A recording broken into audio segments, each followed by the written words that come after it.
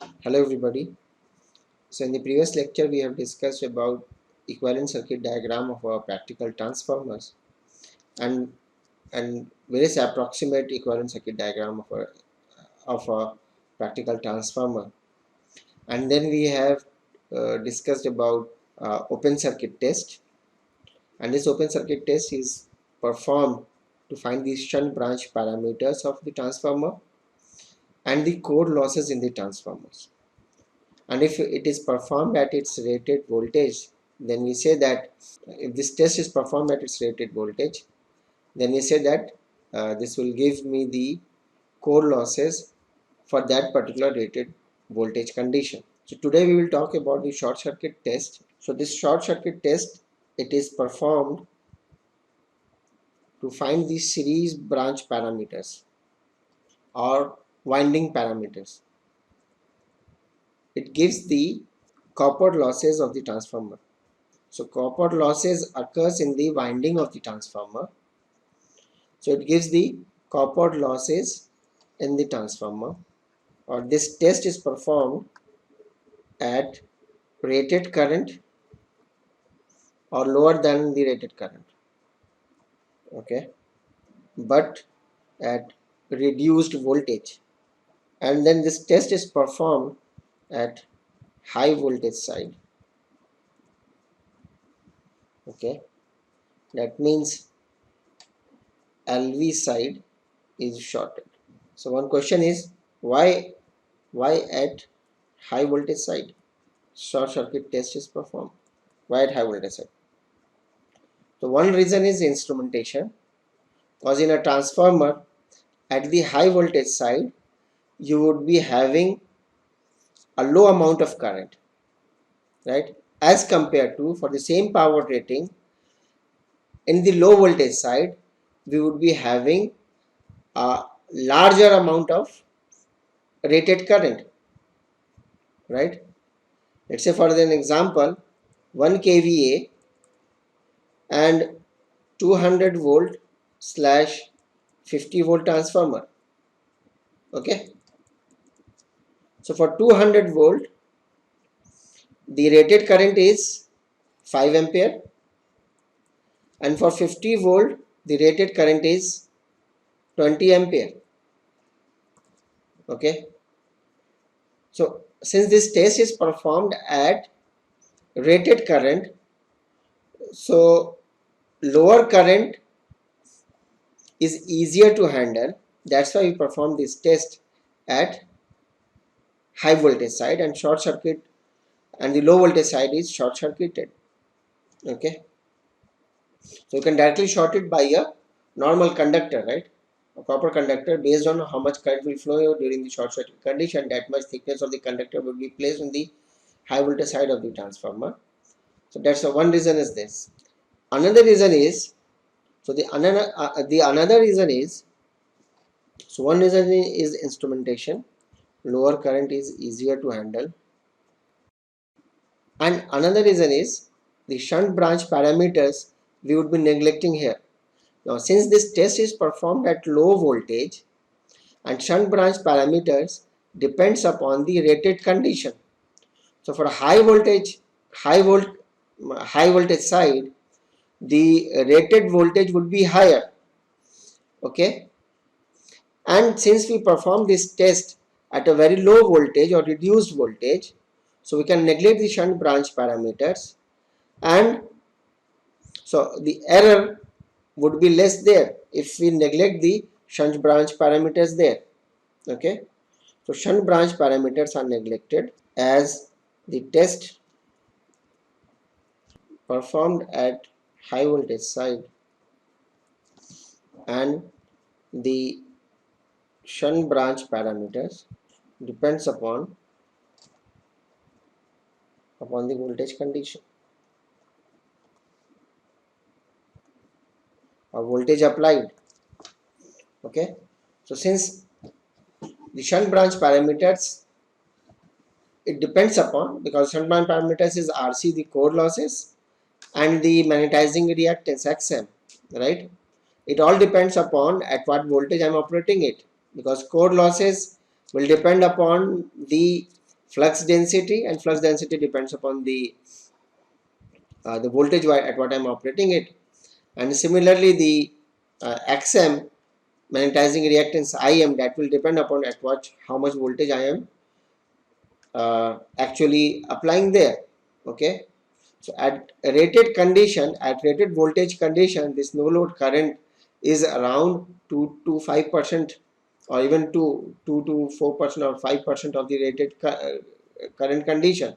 So at a reduced voltage, this current I naught would almost altogether we can would be almost be zero, because at that time it won't be drawing that much current. So we can neglect the shunt branch parameters here.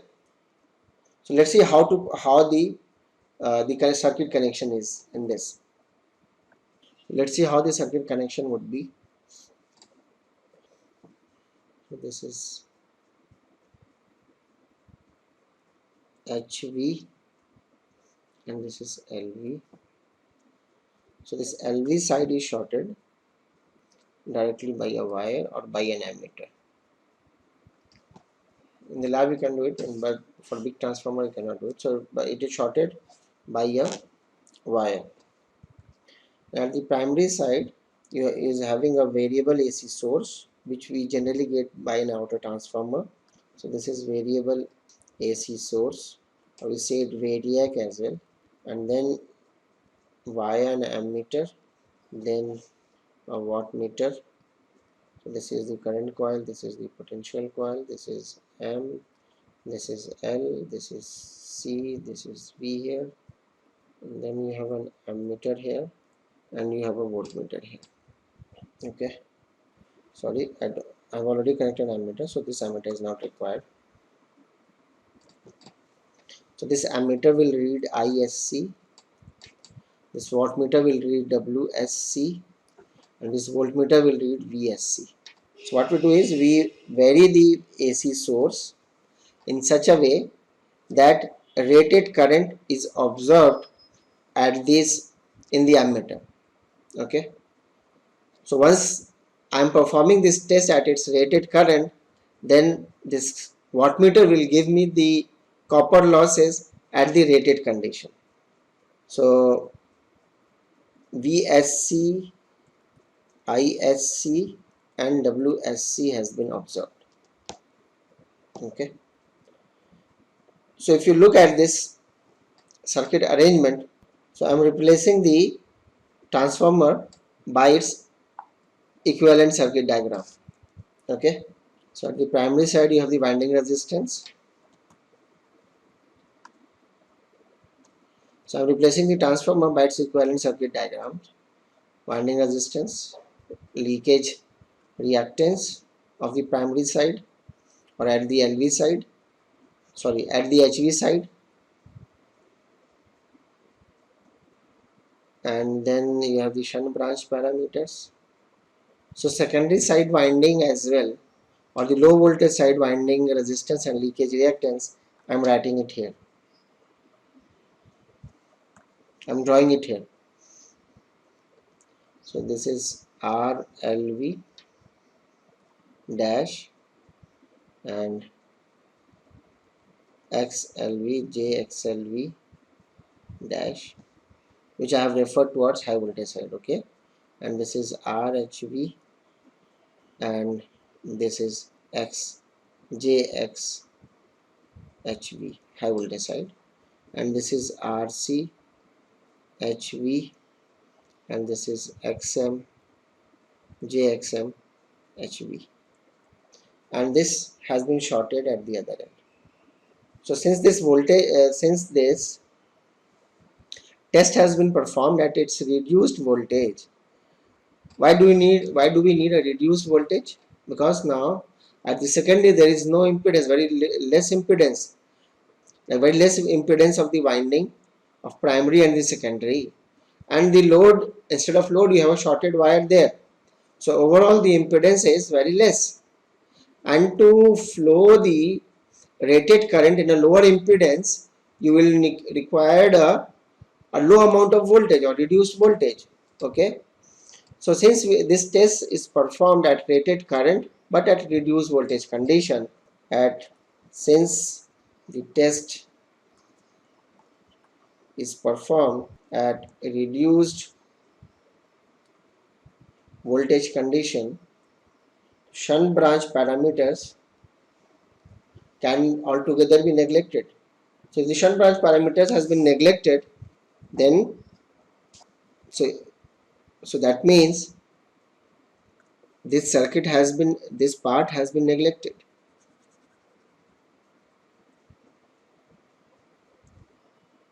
So this wattmeter will actually will read the losses which is occurring in RHV and RLV dash.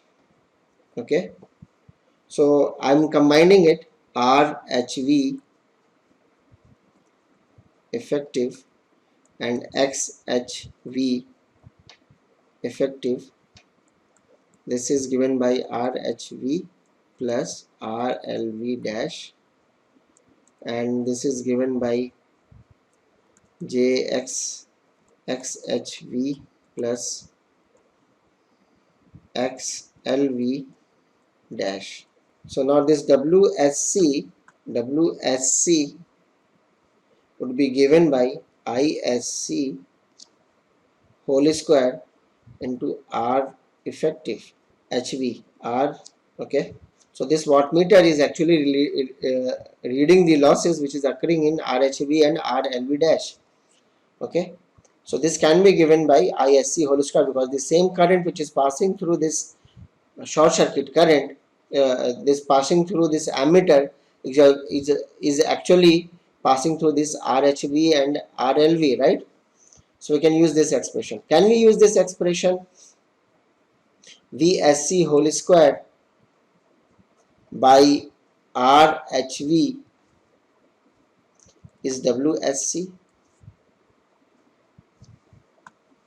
No, we cannot use this expression, because this VSC is actually appearing across this entire impedance, right? VSC short circuit, this voltmeter reading is actually the voltage drop which is appearing across this entire impedance, RHV, JXHV and RLV dash and JXLV dash. Okay, so we cannot apply this expression, so we have to apply this expression. And then VSC by ISC is actually ZSC, short circuit impedance, combined impedance. Okay, so once I know ZSC, so I can find XHV effective as under root of ZSC whole square minus RHV effective, right? So from this expression we can find RHV, because this is known, WSC is known, ISC whole square is known. So RHV we can find from this expression, and since VSC and ISC is known, I can find ZSC. So once I know the impedance, series impedance, and I know the resistance, the effective winding resistance, then I can find the effective leakage reactance as well by using this expression. Okay, so if I'm after performing the open circuit test and short circuit test, if say it has been asked to draw the equivalent circuit diagram of a transformer at LV side, right?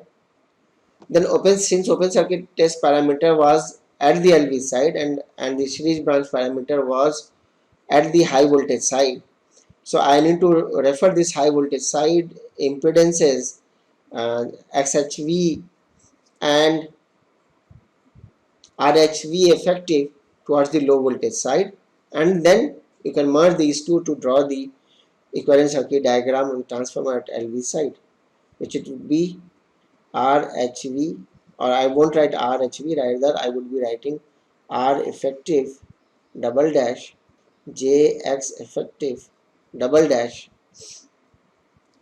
Okay, and then you have the shunt branch parameter, which is RC.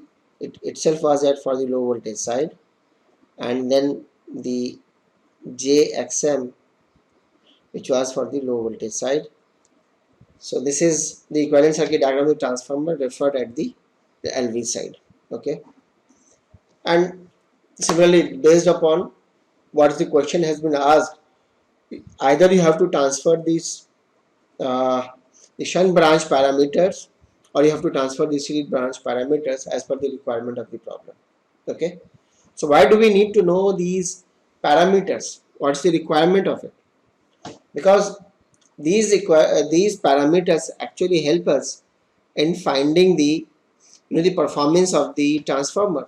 We cannot perform the load test on the transformer for a very big transformer to find the efficiency of it.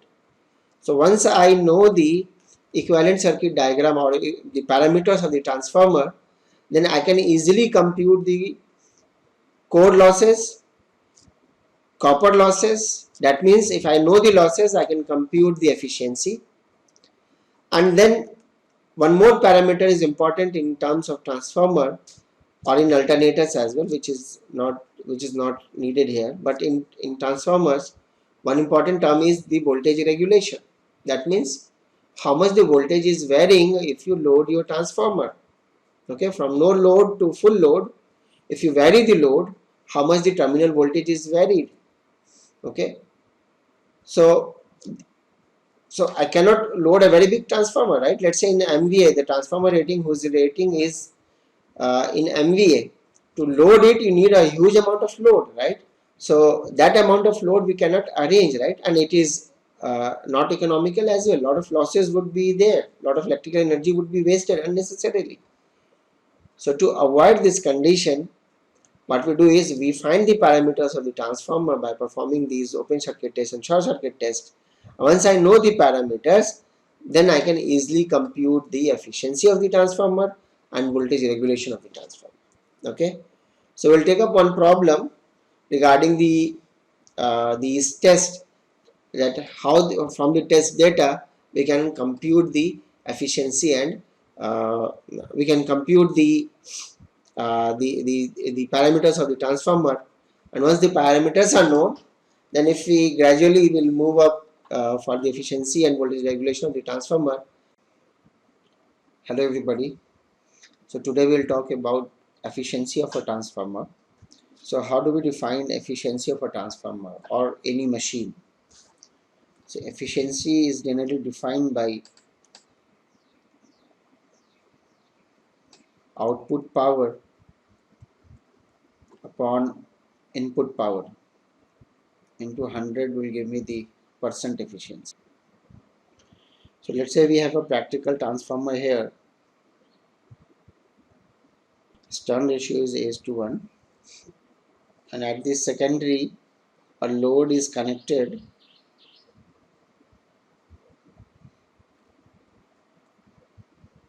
whose impedance is, let's say, Z at an angle of theta,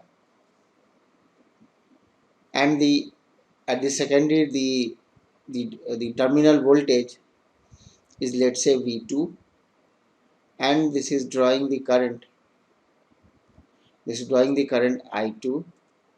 So if V2 is at an angle 0, so I2, it would say this is V2 at an angle 0. So this I2 would be I2 at an angle of minus theta here, right, based on the power factor angle.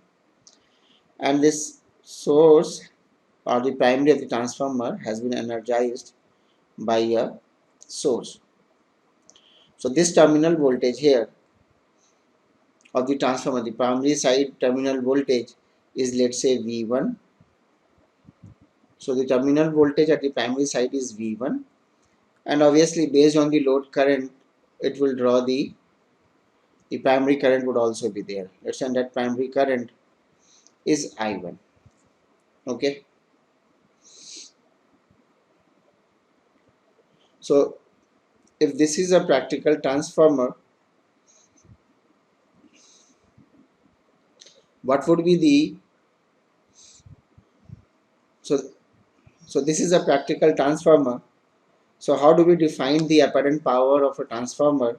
So apparent power S is defined as, we know that it is V2 rated and I2 rated. So S rated is V2 rated into I2 rated,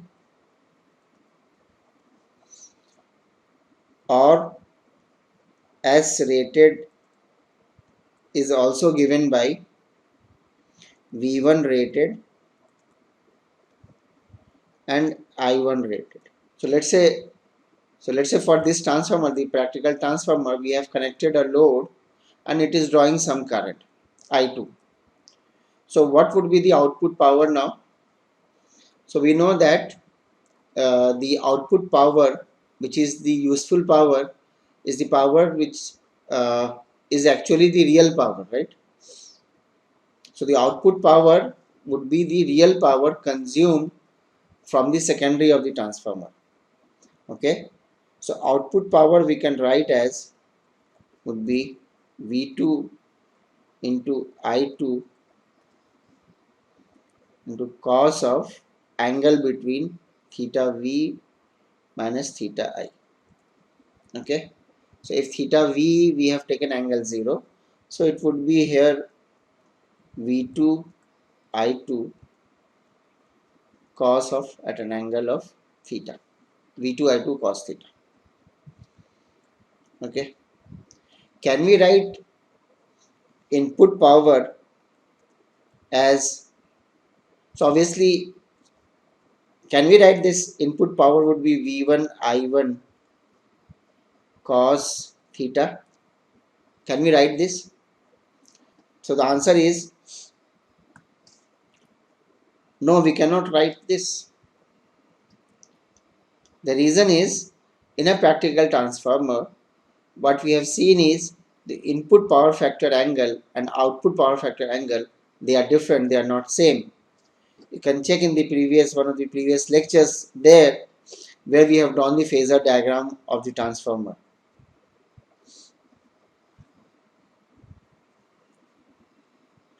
Here in this phasor diagram,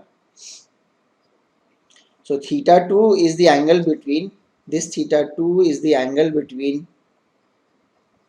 V2 and I2. Okay, theta 2. But for theta, and this is the power factor angle for the secondary side. But theta 1 is the angle between V1 and I1. Okay, and they are not same, they are different.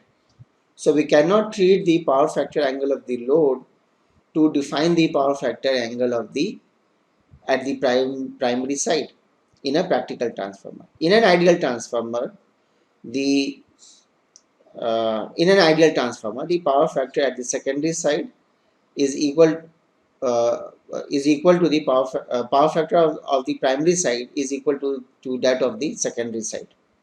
But in a practical transformer, we cannot treat the power factor angle at the secondary side same for the power factor angle at the primary side.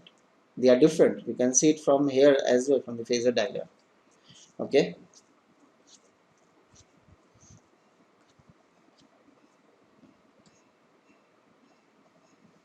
So if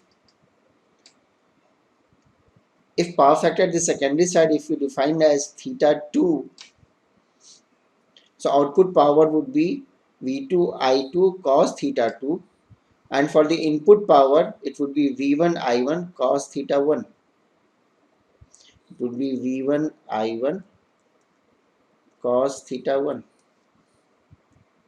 So theta 1 is not equal to theta 2 in a practical transformer.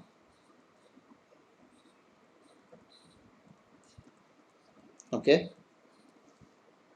but if you can find this theta 1, then you can define the input power.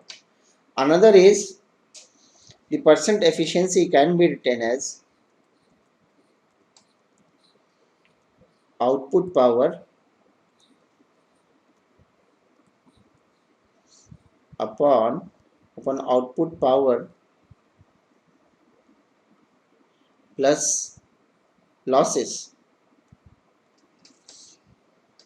Okay, so losses in the transformer is the core losses and the copper losses. So it would be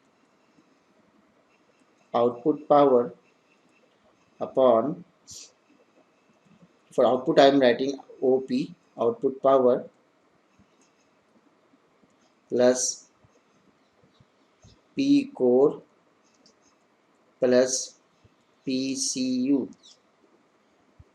Okay, so P core stands for core losses. This is for core losses. So P core is for the core losses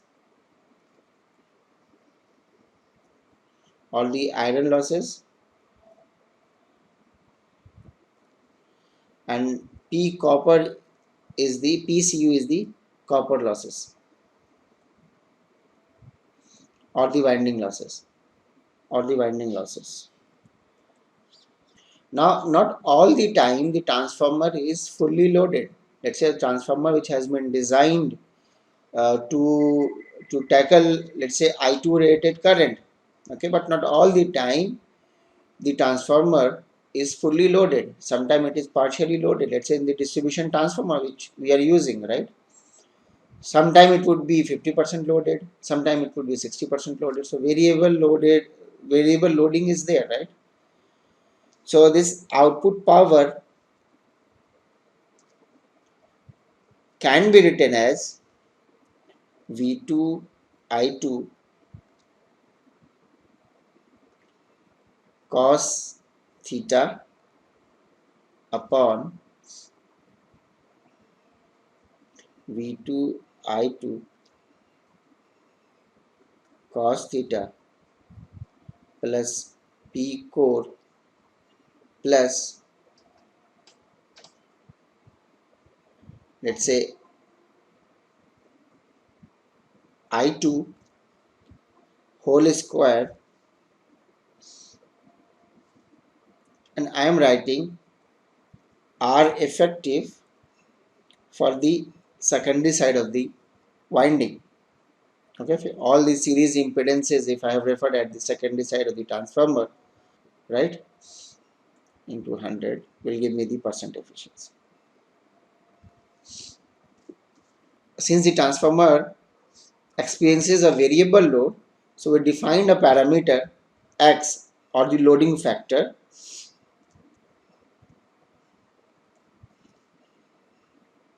okay, in such a way that this X is the ratio between the I2 and I2 rated.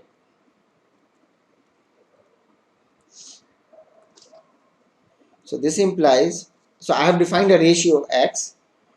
So this ratio X is the ratio between the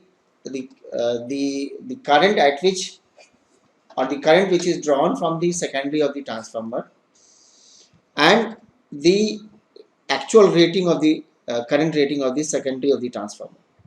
Okay, so X is the ratio between the secondary current which is actually being drawn from the transformer upon the rated current of the secondary side.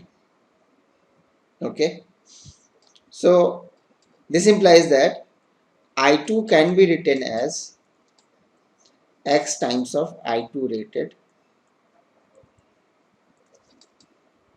Okay, so if transformer is operated at its rated terminal voltage, so generally transformer would be, the primary side of the transformer would be energized in such a way that at the secondary side you will get the rated terminal voltage V2. Okay, so this percent efficiency can be written as, let's say, X times of I2 rated into V2 rated, X times of I2 rated into V2 rated, to cos of theta, which is power factor angle of the load, upon X times of I2 rated. So this is the percent efficiency at any loading factor. Okay, let's say transformer is 50% loaded. That means the value of X would be 0.5. Okay, So if X is 0.5, that means the transformer is 50% loaded. Okay, that means I2 upon I2 rated is 0.5. So X I2 rated into V2 rated cos theta plus P core plus X square times I2 rated whole square into R2 effective. So what we can see is the efficiency of the transformer will vary with the variation in this loading factor. Even the efficiency of the transformer will vary with the power factor angle. Assuming that V2 rated is fixed, okay, the transformer's rating is fixed. So what we can see is the efficiency of the transformer will vary with variation in the load and with the variation in the power factor angle as well. Okay, so if I want to know at what loading factor my transformer will give me the maximum efficiency. So if we can define, let's say in this expression, so I am deleting it here from here.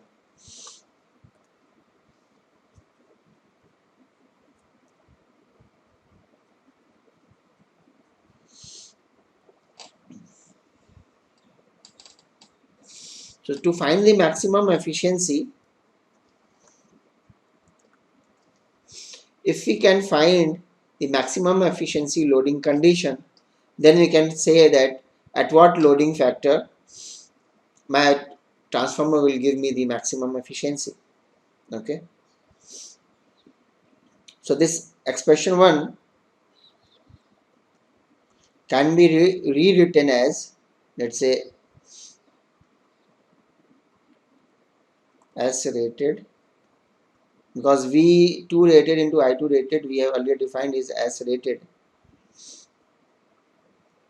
to cos theta upon S rated into cos theta plus P upon P core upon X plus X times of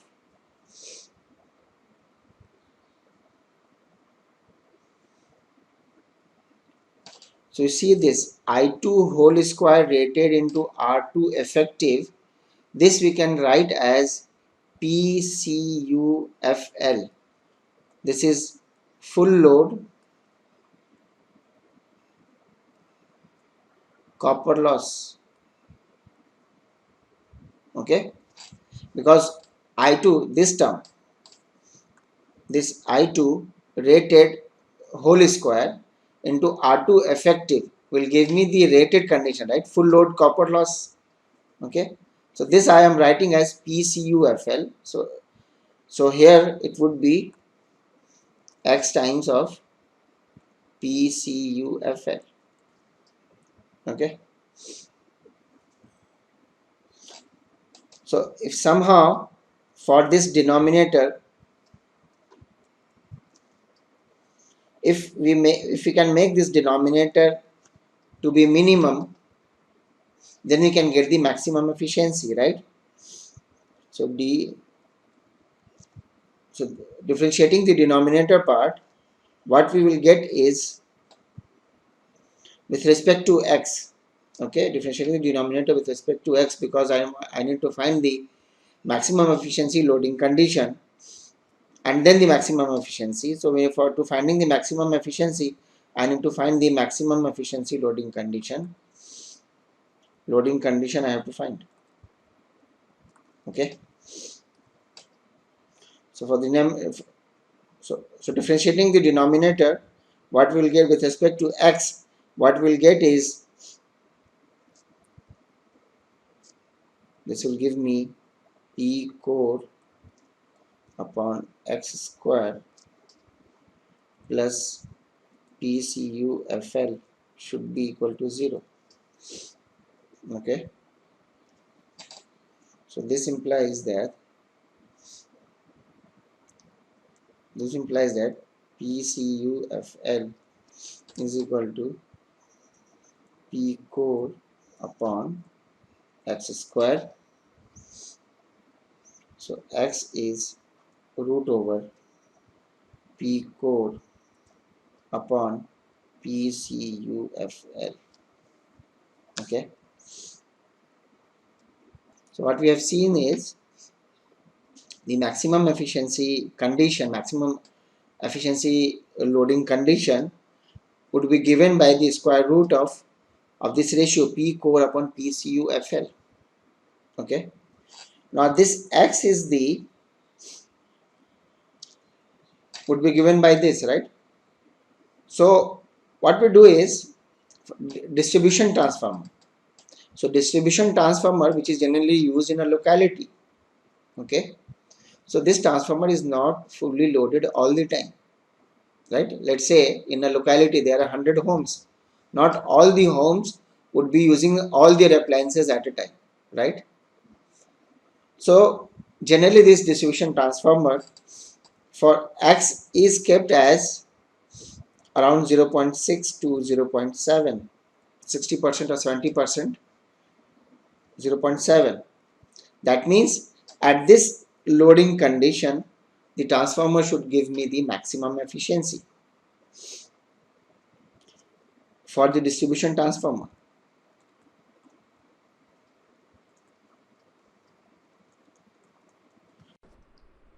This means that the distribution transformer is designed in such a way that the core losses, P core and the PCUFL, they are kept in such a way that we achieve this ratio X around 0.6 to 0.7, or in some cases even up to 0.8.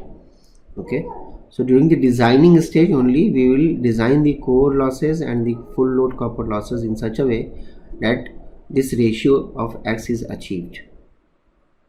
But think of the transformer which is used in the substation, which is used at the power plant. So that transformer is like, it would be loaded almost all the time. Okay, so this X is generally kept between 0.9 to 90% to 100% for substation,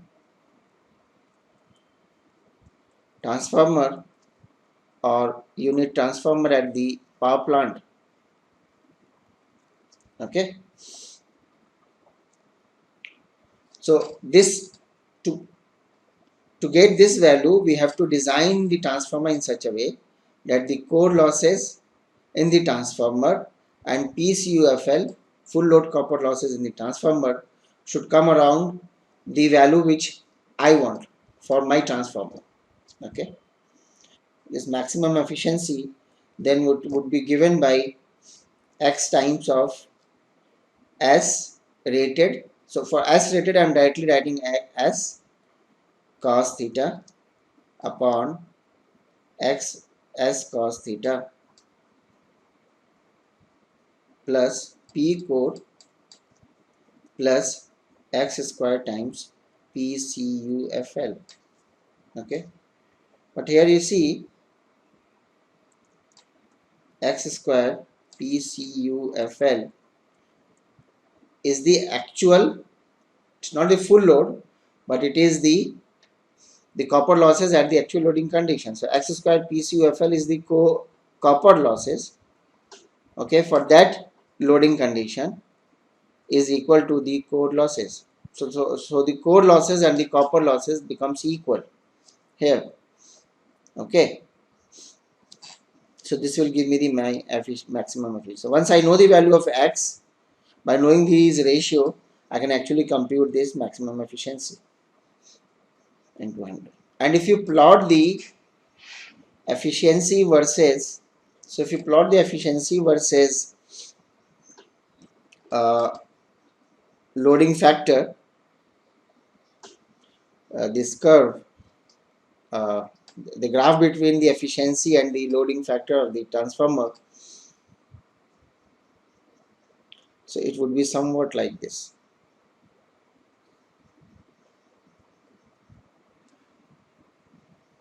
And at the peak of it, or the maximum efficiency, so if on the x-axis, if you have, let's say, x, and on y-axis you have the efficiency. So x is the ratio between the I2, x is the ratio of I2 upon I2 rated, right? So here it would be x is equal to under root of P core upon PCUFL. So here you will get the maximum efficiency. And what about with respect to power factor? Okay, so with respect to power factor as well, this efficiency curve will actually change to be somewhat like this. For the third one, let's say, for different power factor angle, it would be different. Okay, so the maximum efficiency you can achieve for the when your cos theta is 1. Okay, and as your power factor becomes poor, the efficiency goes down as well. Okay, so this is your cos theta 1, this is cos theta 2, and this is cos theta 3. Okay, so here cos theta 1 is greater than cos theta 2 is greater than cos theta 3. Okay, so that means theta 1 is smaller than theta 2 is smaller than theta 3. And generally the efficiency of the transformer, because this is a transformer is a static machine or a static device, there is no rotating part there. So a very well or very good designed transformer, the efficiency of that transformer may reach up to a value of, you know, 98% or even 99% of the transformer, even 99%, right? A very good design transformers efficiency may even reach to a level of 98% or to a level of 99%. Okay, so we'll stop here for the efficiency, and then we will take up a problem based on open circuit test and short circuit test, and how to compute the efficiency from the equivalent circuit diagram of a transformer. Okay, and then we will take up a voltage regulation of a transformer.